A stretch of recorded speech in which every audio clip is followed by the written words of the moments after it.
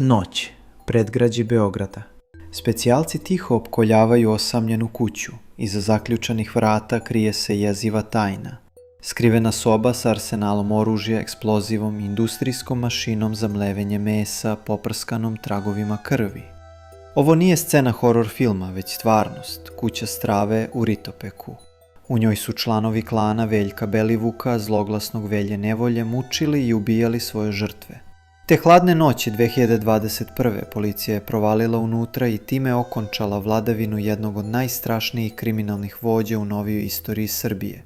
Veljko Belivuk, ime i nadimak od kog su zazirali i najokoreliji beogradski kriminalci. Kako je čovek koji je počeo kao strastveni fudbalski navijač izrastao u vođu mafijaškog klana, odgovornog za nezapamćena zlodela. Ovo je priča o usponu i padu Velje Nevolje, priča o huliganu koji je postao sinonim za teror. Belivuk je od malih nogu gravitirao ka ulici i stadionu. Još kao mladić važio je za sklonog tučama i nasilju. 2007. godine prvi put dospeva u policijske dosije. Kao izbacivač u jednom beogradskom klubu brutalno je pretukao dvojicu mladića. Uhapšen je i optužen za pokušaj ubistva, ali mu je optužnica kasnije ublažena, te je odležao svega nekoliko meseci zatvora. Već tu se nazirao obrazac. Belivukovi sukobi sa zakonom nekako su se završavali blagim kaznama ili oslobađanjem. Kao navijač fudbalskog kluba Partizan, Veljko se uključio u vatrene huliganske grupe. Pridružuje se ekipi nazivano Janjičari, koju predvodi ozloglašeni navijački vođa Aleksandar Stanković, zvani Sale Mutavi. Belivuk brzo postaje njegova desna ruka, poznat po beskompromisnoj lojalnosti i spremnosti na nasilje. 2013. i 2014. učestvuje u nekoliko žestokih obračuna između rivalskih navijačkih frakcija. Kada je u decembru 2016. Stanković likvidiran u klasičnoj mafijaškoj sačekuši, na tribini nastaje vakuum moći, na scenu stupa Veljko Belivuk. Preuzima vođstvo Janjičara i ubrzo menja ime grupe u Principi, aludirajući na Gavrila Principa, što je trebalo da simbolizuje novi početak i ujedinjenje pod njegovom komandom. U narednim godinama Belivuk učvršćuje kontrolu nad Partizanovom južnom tribinom. Do 2018. Principi postaju dominantna navijačka frakcija na stadionu Partizana. Gotovo sve ostale grupe grobara Partizanovih navijača stavile su se pod Belivukovu komandu. Imao je armiju huligana na raspolaganju. U stopu ga je pratio njegov najbliži saradnik Marko Miljković, zvani Mare. Spolja gledano delovali su kao fanatični navijači koji žive za klub, ali iza te fasade Belivukova ekipa započinje mnogo opasniju igru. Huligani postaju mafijaši. Belivuk ubrzo uspostavlja veze sa crnogorskim kavačkim klanom, jednim od najmoćnijih narkokartela na Balkanu. Taj klan je godinama bio u ratu sa rivalskim škaljarskim klanom, a Beograd je postao jedno od poprišta tog sukoba. Velja Nevolja staje na stranu Kavčana i postaje njihov čovjek od poverenja u Srbiji.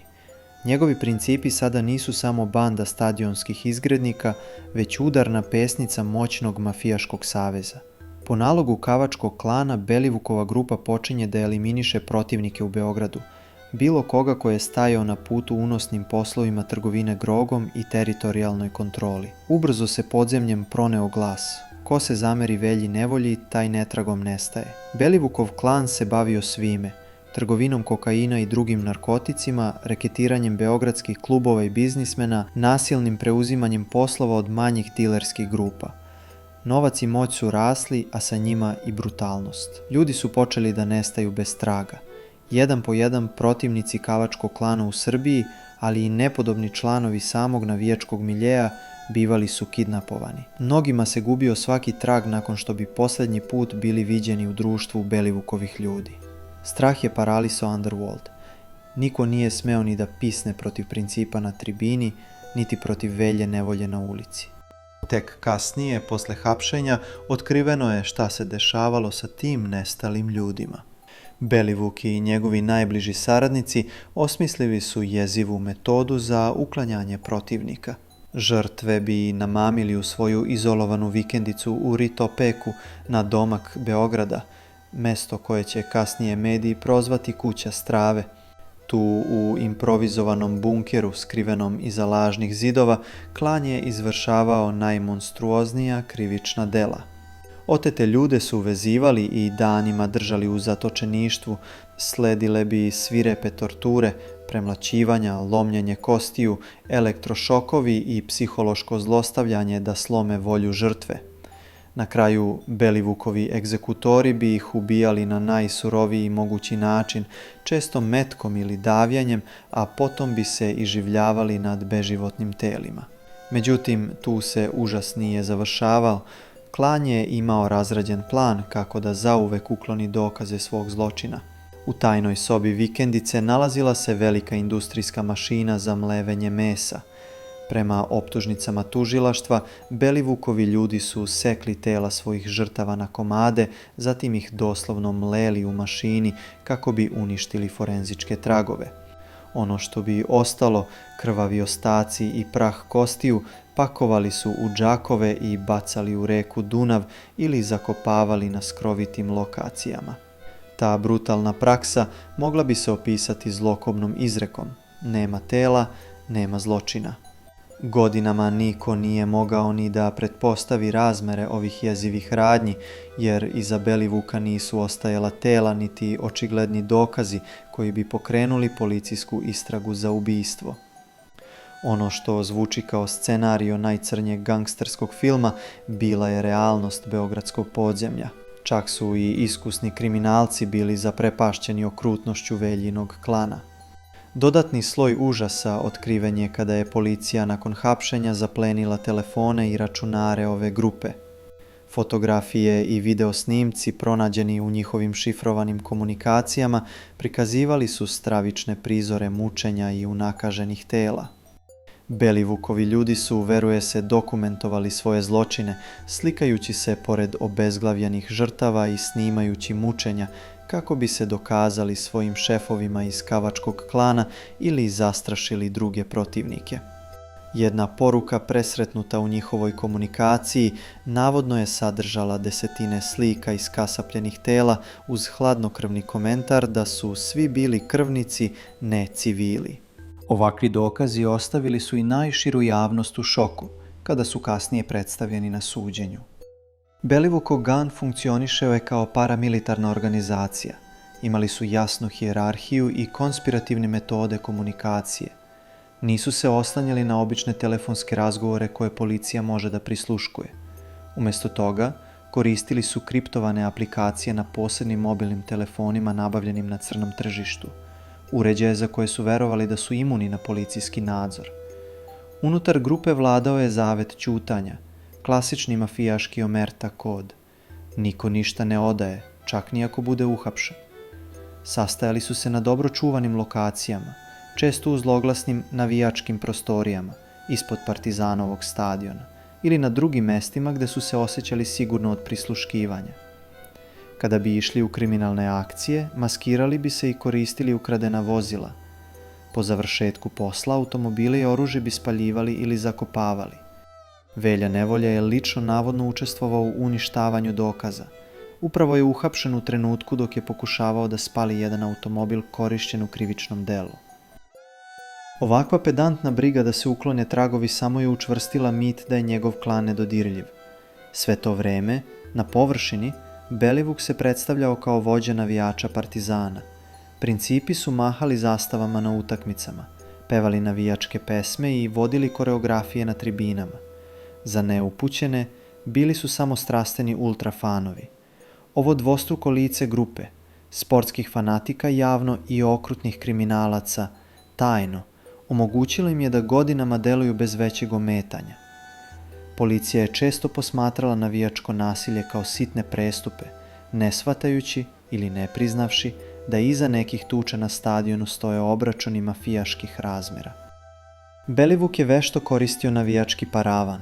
Svaki put kad bi njegovi ljudi negdje izazvali haos, to se moglo pripisati sukobu navijača, a ne planiranoj akciji kriminalne organizacije.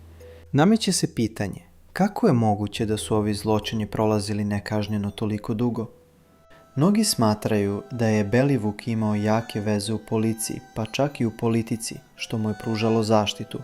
Godinama pre hapšenja u javnosti su kolale priče da je Velja Nevolja nedodirljiv, jer navodno radi za neke moćnike iz Senjke. One fotografije iz prošlosti to i potkrepljuju. Pojavile su se slike na kojima Belivuk u prijateljskom zagrljaju pozira sa izvesnim Nenadom Vučkovićem zvanim Vučko, pripadnikom žandarmerije. Upravo je Vučković, prema kasnijim novinarskim istragama, služio kao posrednik između Belivukovog klana i ljudi iz vrha MUP-a, pre svega jedne tada vrlo uticajne državne sekretarke u Ministarstvu unutrašnjih poslova. Dalje, još jedan blizak Belivukov saradnik, Aleksandar Vidojević zvani Aca Rošavi, viđen je u društvu Danila Vučića, sina predsjednika Srbije, na sportskim događajima i u noćnim provodima. Te veze nikada nisu do kraja razjašnjene. Predsjednik Aleksandar Vučić tvrdio je da o tome ništa nije znao, dok su provladini mediji napadali novinare koji su otkrili te kontakte, pokušavajući da umanje njihov značaj. Ipak, za mnoge građane, sama pomisao da se predsjednikov sin družio sa članom kriminalnog klana bila je krajnje uznemirujuća. Sve je to stvaralo utisak da je Velja Nevolja uživao prećutnu zaštitu određenih struktura, što bi objasnilo zbog čega je uspevao da izbegne zatvor čak i kada bi protiv njega bili pokrenuti sudski procesi. A takvih procesa je bilo. Belivuku se više puta sudilo, ali je svaki put izmakao dugoj kazni. 2016. je dobio samo uslovnu kaznu za brutalnu tuču na stadionu, kada je pretukao obezbeđenje Partizanovog direktora.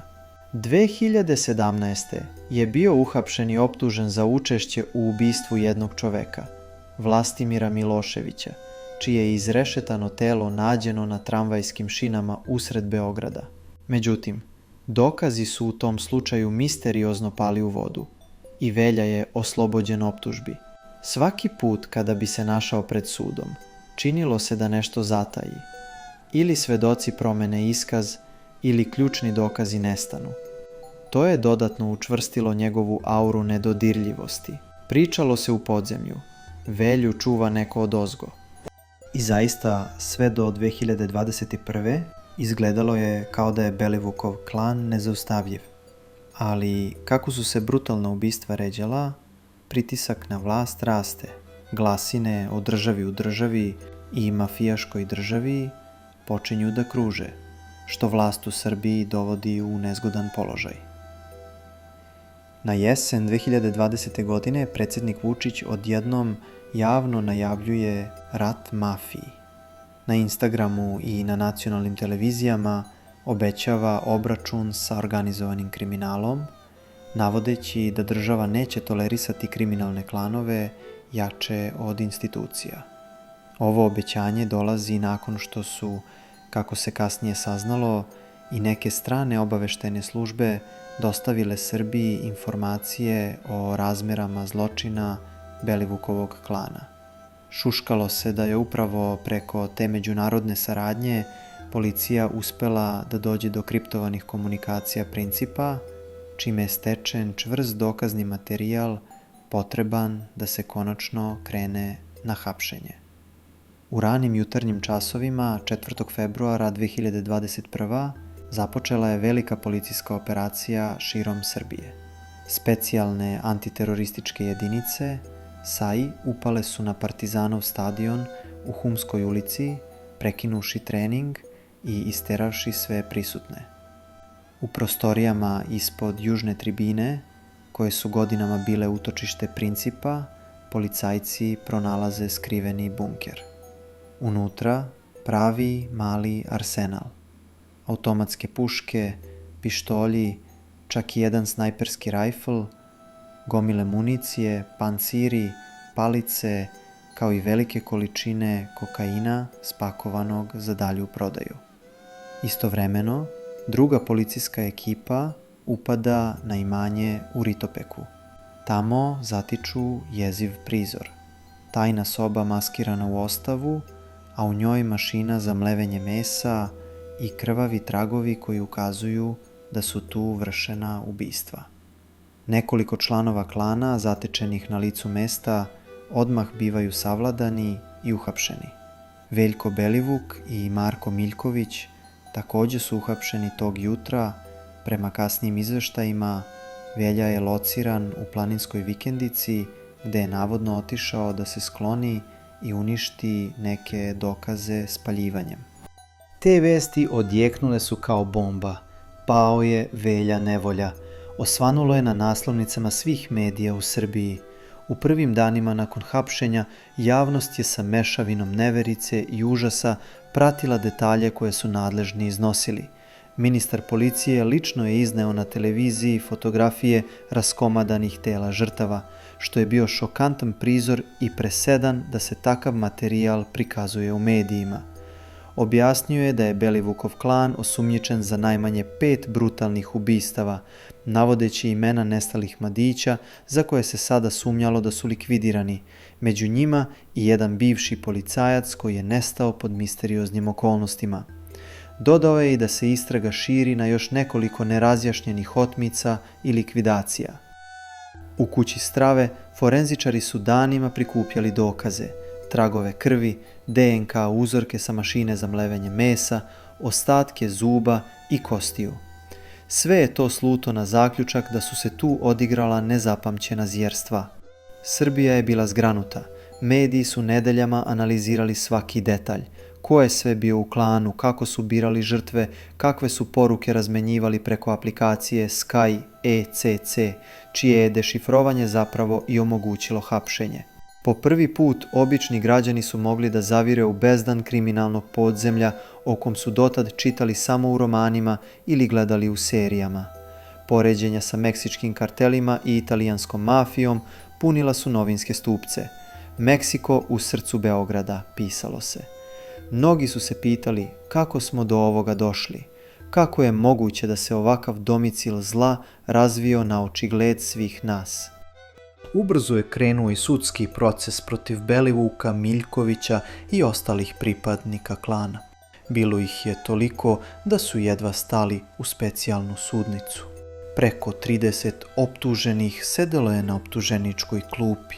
Tužilaštvo za organizovani kriminal tereti ovu grupu za 5 posebno teških ubistava, otmicu, nezakonito držanje oružja i trgovinu drogom. Tokom suđenja, 3 članova klana pristali su da postanu svedoci saradnici i progovorili su o svemu. Njihova svedočenja bila su potresna i jeziva. Hladno su opisivali kako su namamivali ljude, često poznanike ili one kojima su glumili prijatelje, da dođu na sastanak odakle se više nisu vratili. Pričali su kako su sekli glave žrtvama, a zatim ih fotografisali da bi poslali dokaze nalogodavcima. Otkrili su i kako je klan funkcionisao iznutra. Svako je imao svoju ulogu. Neki su bili zaduženi za praćenje i otmice, drugi za egzekucije, treći za čuvanje straže i uklanjanje tragova.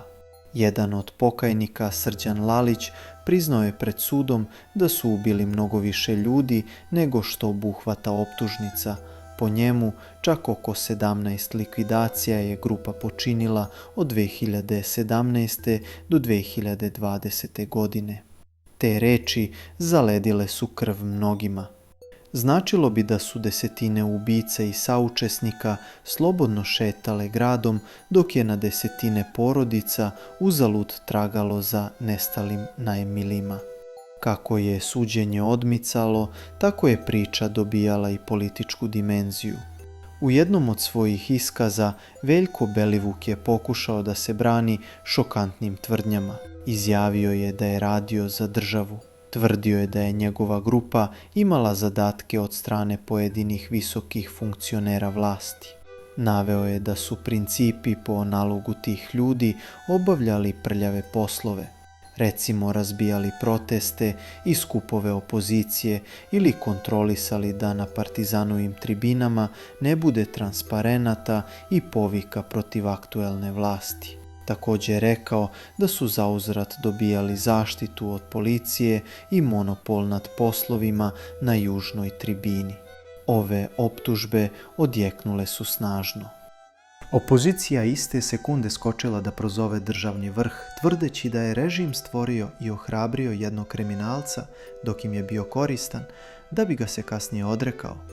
Sa druge strane, predsjednik Vučić i državni organi sve su negirali. Vučić je u obraćanjima naciji poručio da nikada u životu nije sreo Belivuka, osim možda na slikama, i da se neće povući pred ubicama i njihovim političkim zaštitnicima. Vlast je tvrdila da Belivuk laže, ne bi li unio razdor i izbegao najstrožu kaznu. Ipak, semenka sumnje pala je u plodno tlo, mnogi građani počeli su da veruju da tu gde ima dima, ima i vatre. Cela zemlja je mesecima pratila suđenje kao neku morbidnu sapunicu, svesna da svedočenja otkrivaju mračnu spregu kriminala, politike i sporta u Srbiji. Epizoda Velja Nevolja ostavila je duboke posljedice na srpsko društvo. Ona je razotkrila koliko daleko mogu otići ultrasi sa tribina kada im se progleda kroz prste i kada se huliganstvo spoji sa organizovanim kriminalom. Također, ogolila je zabrinjavajuće pukotine u sistemu, od policije koja godinama nije ili nije smela da stane na put krvavom piru, do političkih struktura koje su možda koketirale sa navijačkim skupinama radi sopstvenih interesa. Nakon Belivukovog hapšenja mnoge stvari su se promenile. Partizanova navijačka scena ostala je obezglavljena, ali i očišćena od jedne izuzetno opasne frakcije. Država je krenula u obračun i sa drugim kriminalnim grupama, želeći da pokaže da je zakon iznad svih. Ipak, pitanja ostaju da vise u vazduhu. Da li bi Velja Nevolja ikada dostigao takvu moć da nije bilo prećutne podrške sa nekih mesta? Koliko je još Belivuka u senci koji čekaju svoju priliku? Veljko Belivuk danas čeka završetak suđenja u pritvoru, suočen sa gomilom dokaza i svedočenja koja ga terete. Ako bude osuđen za zločine za koje je optužen, verovatno ga čeka doživotni zatvor, kazna koja je u međuvremenu uvedena upravo za najteže oblike ubistava. Njegov pad poslužio je kao opomena svima u podzemlju da niko nije nedodirljiv i da pravda kad tad zakuca na vrata.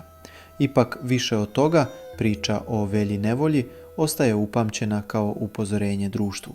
Upozorenje šta se može dogoditi kada se dozvoli da jedna navijačka grupa mutira u mafijaški klan.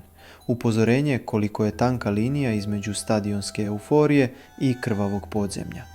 Ova mračna saga pokazala je da se zlo ponekad skriva iza na izgled bezazlenih maski, iza šalova voljenog kluba i parole navijača, i da je zato neophodno ne zatvarati oči pred prvim znacima te opasnosti. Belivukov klan je razbijen, ali ožiljci koje je ostavio u društvu dugo će se osjećati. Njegovo ime postaće sinonim za jedno mračno poglavlje Srbije, vreme kada je jedna kriminalna grupa posejala toliku stravu da je cela država morala da se trgne. Priča o Velji Nevolji nije samo priča o kriminalu, to je priča o sudaru svetova, sportskih tribina, podzemlja i politike i o tome kako je taj sudar zamalo koštao Srbiju duše. Hvala vam što ste ostali uz ovu potresnu priču do kraja. Ako vam se dopao ovakav dokumentarni prikaz, pretplatite se na naš kanal, ostavite like i komentar. Time nam puno pomažete da nastavimo da pravimo ovakav sadržaj. Do naredne priče, ostanite bezbedni i budni.